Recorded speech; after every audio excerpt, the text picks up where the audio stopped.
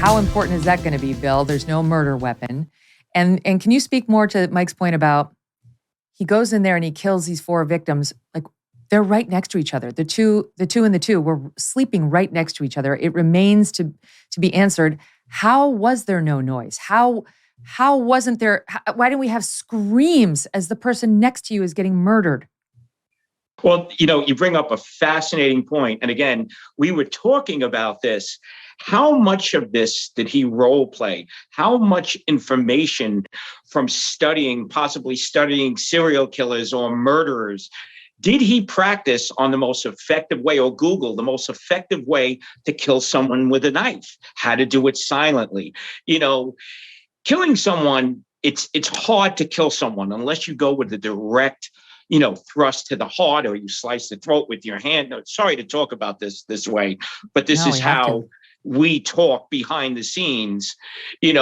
There's going to be noise. And was he able to see that there was a male? There was a surveillance. He did surveillance before he went in.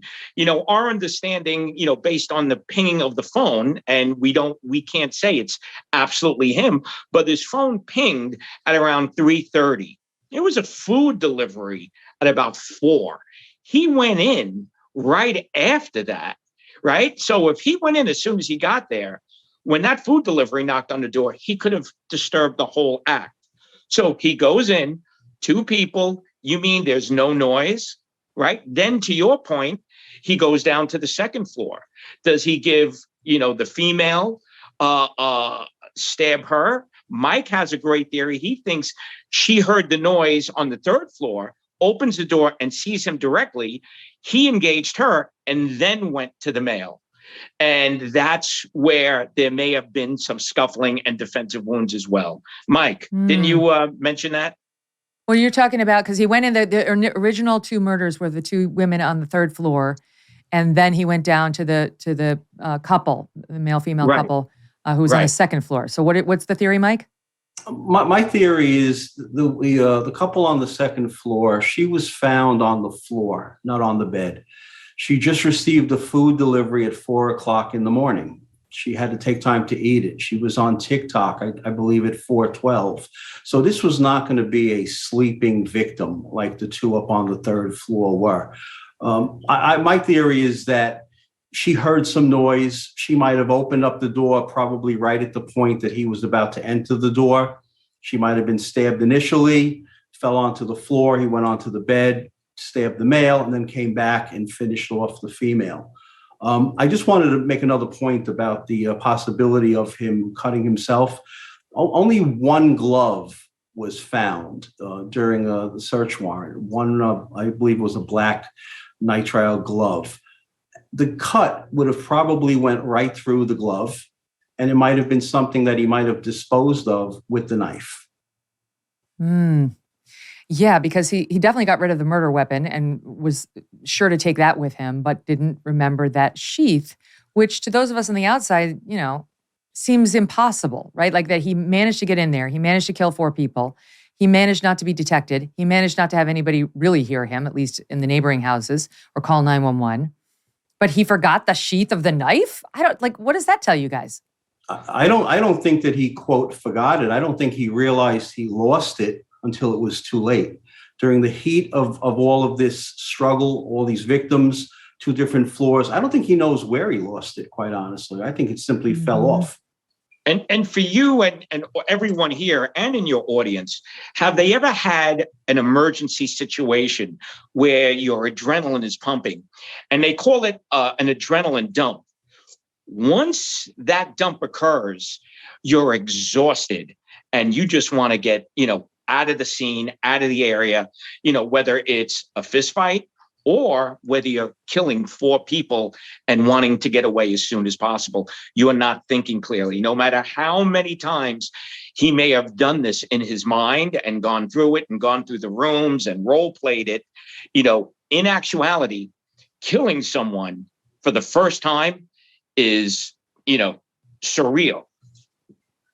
And I know, I think I read you say, Phil, something to the effect of, he would have been in there, this could have been an obsession.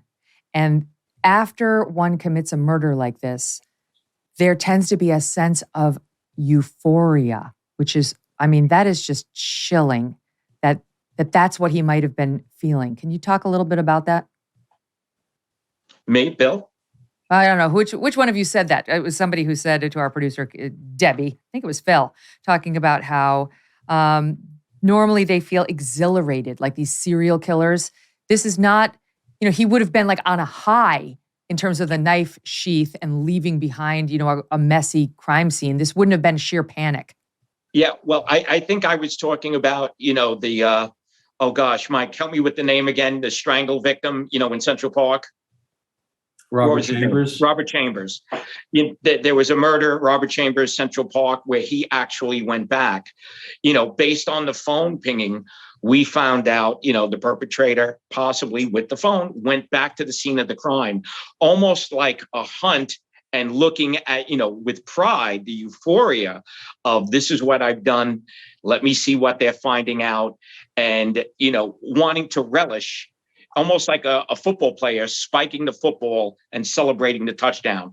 As macabre and as horrible it is to think, that's what these people, do it for. They do it for the juice or the revenge. Now, the interesting part here is, was this a hate killing or a revenge killing, or was this the beginning of a serial killing? Like many people, I am trying to eat healthier these days, and that is why I love good olive oil. And by good, I mean fresh. Olive oil packs the most flavor and healthiest nutrients when it's fresh from the farm. And that is the problem with supermarket olive oils. They're not fresh. They can sit on the shelf for many months growing stale.